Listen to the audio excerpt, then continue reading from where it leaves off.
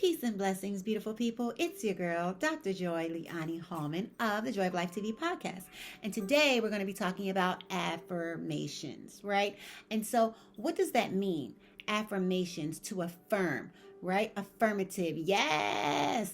Positive, right? So, affirmations are positive statements, right? Or affirmations actually can also be negative statements. So, we have to be very careful. Be careful because negative thoughts can actually become self-fulfilling prophecies, right? And then that will drag you out. It will steal your self-esteem and rob you of your joy. So we can do it either way. As we've read in all of the religious texts, that life and death are in the power of the tongue, right? So we get to choose life, and we get to choose it what? More abundantly. So come through. What can we do? So instead of focusing on what's not working and what's not going well and what they said and focusing on, well, you know what I'm going to say, it's so bad all the time, right? Welcome to 2020. Instead, we can infuse a little bit of this into our daily lives to help us to feel better, to elevate our self-esteem, to boost our overall mood and feeling tone, right? And to allow ourselves to become more and more of ourselves, right? So, when we think about affirmations, right, I want us to understand, again, it isn't wishful thinking. It's not an airy-fairy concept. This is research. It's based on empirical research. There are studies that they've done using MRIs, which indicate that the ventromedial prefrontal cortex is activated. It's engaged when we engage in self-affirming activities, right? So what does that mean? So that means that someone who is focused on and practicing positive, affirmative activities, when they come up against something else that would seem like a threat to that, for instance, if someone is outside and someone else approaches them and says, oh, you're not, what you think you are, you're this thing. Well, the person who is practicing and engaging in positive self-talk and positive affirmations more often than not won't feel as threatened. It's not so much of a threat, right? I'm not judging any of us and our reactions to all the stuff. That's not what this is about. I'm just talking facts, right? And so we can take this research and we can hone into it and produce positive effects in our own lives. So what does that mean? Right? And so since the research is basically telling us that when we engage in positive affirmations, positive self-talk, right, that we can actually experience better overall work performance, that it can also boost our self-esteem. As I said earlier, boost our self-esteem. What I say? Boost our self-esteem. What do we want to do? Boost our self-esteem. Let's go, team. We gonna boost our self-esteem, right? Because people who feel good about themselves encourage others to feel good about themselves, and then that person encourages another person who encourages multiple people, and then all of us are doing what? Feeling good way more of the time, as opposed to looking at how bad it is all the time. And those of us that feel good more of the time do more activities in the world that help to create the overall good, to raise the consciousness of everything else and everyone else that is around us, right? And we're tired of sitting home and feeling sad and hopeless and feeling like we're in despair, right? Because that leads to depression. And again, this is your safe space and your channel for positive self-talk, self-esteem, increasing self-esteem, empathy, compassion, but more importantly, motivation and inspiration and encouragement, right? Because we deserve it. Enough is enough. And we're going to take the stand within ourselves to do what? Extend the invitation to ourselves to be our whole selves. And in order to do that, you have to give yourself permission, right? All right. So what does that mean? With all of this said, we want to boost our overall mood. Okay. Positive self-talk, aka positive affirmations, help to do that. All right. So today we're going to talk about 4 things that affirmations bring, right? I already told you a slew of other things that it brings, but I want to hone in and really focus in on these 4 tips that positive self-talk and affirmations can bring into our lives to help us to feel more fulfilled. And then we're going to practice, okay? So this way you're not alone. You're not going online, they're telling you, yeah, do it. And now you're sitting with yourself like, this is stupid. Yeah, that's not what our podcast is about. We're going to be in it together. We're in it together. I respect and I appreciate the statement alone together, but you still make me feel alone. Right? So we're going to be in it together, okay? So our tip number 1, okay, so thoughts, when we think negative thoughts and we think another negative thought and another negative thought and another negative thought and another negative thought, it's so hard to say that over and over and over again, right? When we continuously think negative thoughts, we call that ruminating, right? And so when we have positive self-talk, we have positive affirmations, we will ruminate way less. Right? And so what does that mean? That means that you are less likely to self-sabotage. What? We want some more of that, right? Okay, so that's our first tip, right? So these positive actions that you're doing, which are scientifically proven, lead to feeling more fulfilled and gives way to less ruminating and helps us to be less likely to self-sabotage. All right, so that's our first tip. Tip number 1. Okay, so tip number 2, positive self-talk, affirmations help to decrease stress. Yes, because 2020, honey, right? So we get to decrease our stress level, right? So let's just take a deep breath on that. And whoosah, okay? So we get to decrease our stress level. Students who actually do the work and have positive affirmations actually boost their overall GPA. Again, do the work and then do the self-affirming work. Okay, so number 1, it helps us to ruminate way less and it makes us less likely to self-sabotage. Number 2, it decreases our overall stress level. And who could we show up as if we were less stressed? Who could we be? What could we do? What could improve? What could jump off of the to-do list, right? If this was an occurrence in our everyday life. All right. Also, So number 4, okay, positive self-talk and affirmations help us to change negative behaviors. So let's say there is a goal that we have. There's something that we want to do. I want this goal. I want this goal. I want this goal. Well, the more we're talking about how we want it, what we're actually saying is, I so don't have it. I so don't have it. I so don't have it. Never going to get it. Never going to get it. That's extra if y'all want me to sing. But anyway, right? So we want help to change our negative behaviors. But if we say, okay, well, I haven't done this task like we talked about before in one of the videos. I haven't worked out in years. I haven't worked out in a long time. Tomorrow I'm going to go to the gym for 88 hours. No, you're not. We discussed that already. Stop it, right? That is stress. And it'll lead to allowing us to feel set up to what? Fail. So that's not what we want to do. Okay. So what do we want to do? We want to talk about it.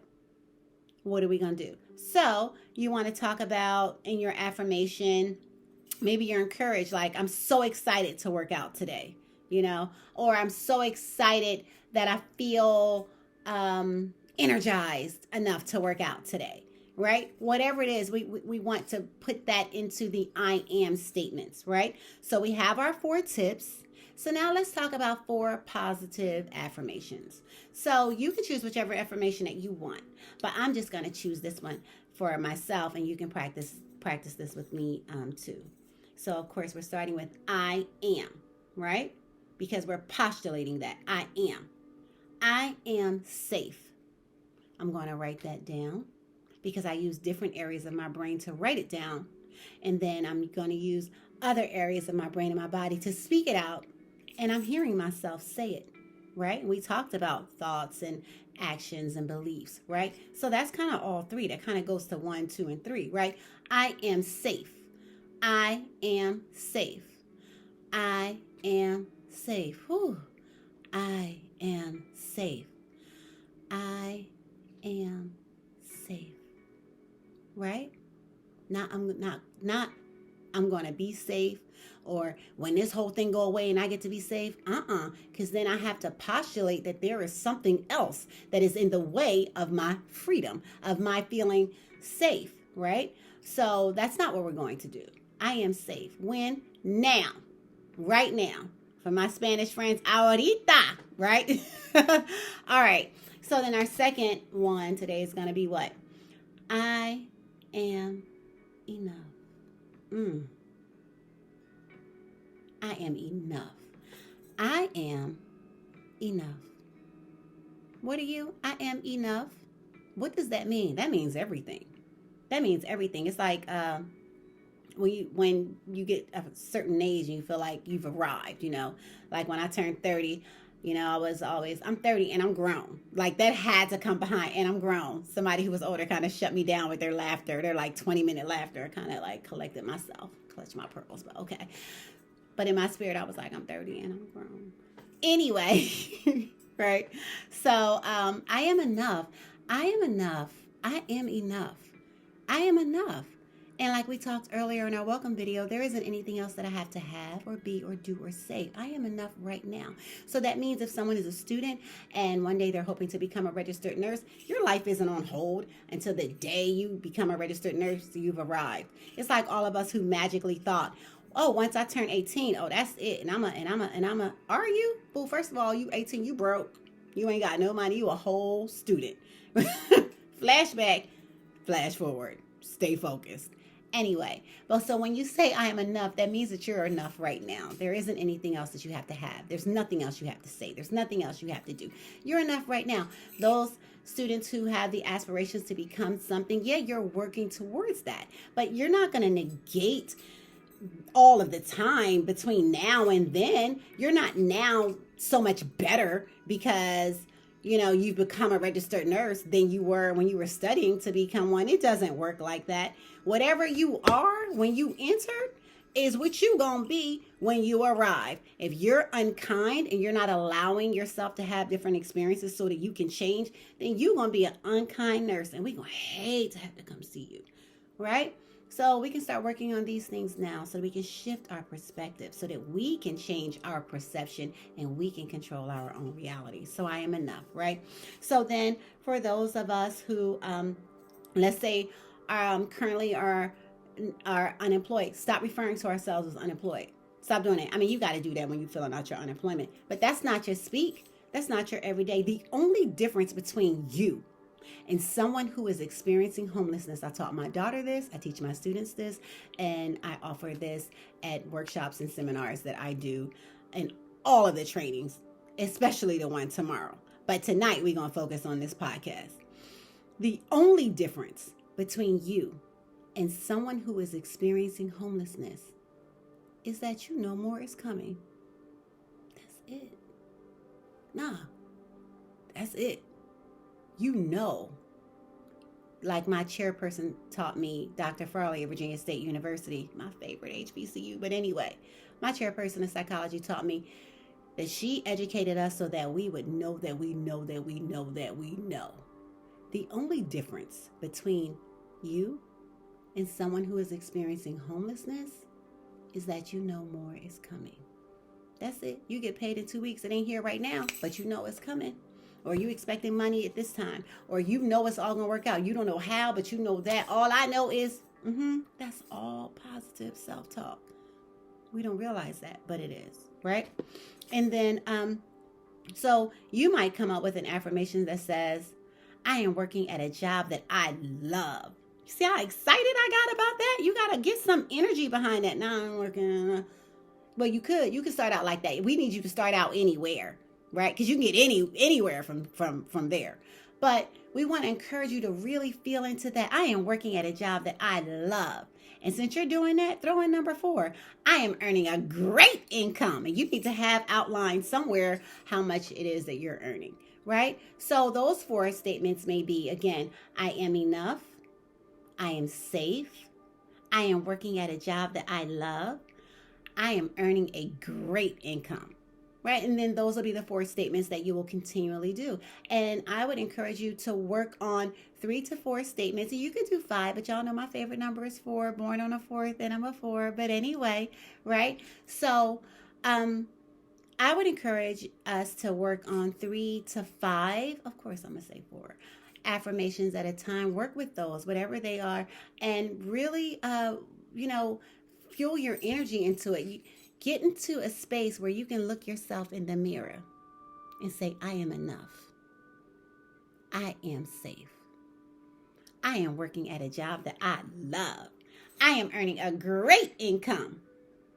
Be able to look yourself in the mirror, hear yourself say that, write it out, start putting that in places. Write it down and put it in your wallet. Write it down and put it in your car.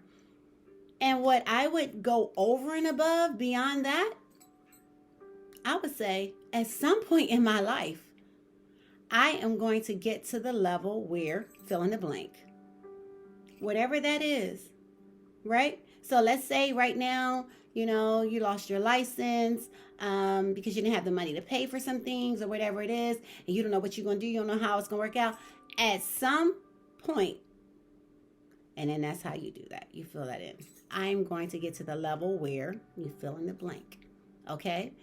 But aside from that, you're going to work with your 3 to 5 affirmations daily. When? Daily. So you want to do them first thing in the morning, and you definitely want to do them right before you go to sleep. What I say, you want to do them first thing in the morning, and you definitely want to do it before you go to sleep, because your conscious mind doesn't really know that it's conscious. The subconscious is kind of like, what's going on? Because you're just waking up and it's like, what? And they're kind of blended together, and whatever you're telling yourself, you're really, really, really believing because you just want to go back to sleep, and a whole lot of other scientific reasons behind it. But again, I am Dr. Joy Liani Hallman. This is the Joy of Life TV podcast, your safe space for inspiration and motivation and encouragement and empowerment. I am inviting you to invite yourself to be your whole self and come into a space where you know that you are enough, that there isn't anything else that you have to have, say, do, or be. A space where you can experience love, joy, and peace, and overall kindness. You can check us out at the Joy of Life TV _podcast on Instagram, as well as YouTube at the Joy of Life TV. And my name on YouTube is Empress Joy 11, EMPRESS11. I hope to hear from you guys. Again, I take a lot of the feedback and the concerns that I'm given, and I turn those into more of our motivational chats, so that people who are experiencing a lot of the same things can all come into a brighter awareness and a better, like, overall feeling tone of who they get to be, right? And what it is they get to become, and the positive future that we get to create from here together. All right. Peace and blessings.